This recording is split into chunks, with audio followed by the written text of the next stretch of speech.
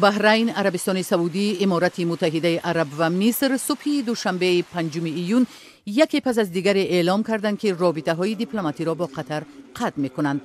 این کشورها تصمیم خود را به حمایت قطر از تروریسم و حفاظت از امنیت ملی ربط دادند. تلویزیون عربستان سعودی از قول منبع‌های رسمی گفت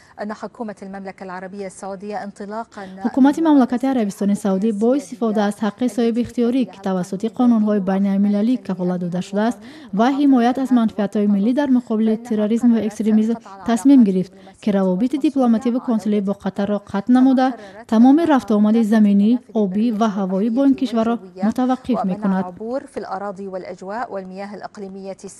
بحرین قطر را به پشتیبانی از تروریست ها و دخالت در امور داخلیش متهم کرد. این کشور برای از قلمروش خارج شدن شهروندان قطر 14 روز داده است. قطر را همچنین از ائتلافی تحت رهبری سعودی نیز خارج کردند. این ائتلاف در یمن بر ضد شبه نظامیان حوثی مبارزه میبرد.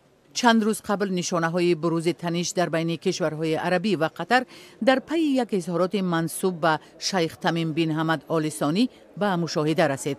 قطر روز چهارشنبه 24 می اعلام کرد که خبرگزاری دولتی این کشور هک شده و اظهاراتی که به نقل از شیخ تمیم بن حمد آل ثانی امیر قطر در انتقاد از امریکا و در ستایش از ایران، حزب الله لبنان، حماس و اخوان المسلمین در این خبرگزاری منتشر شده است اساس ندارد.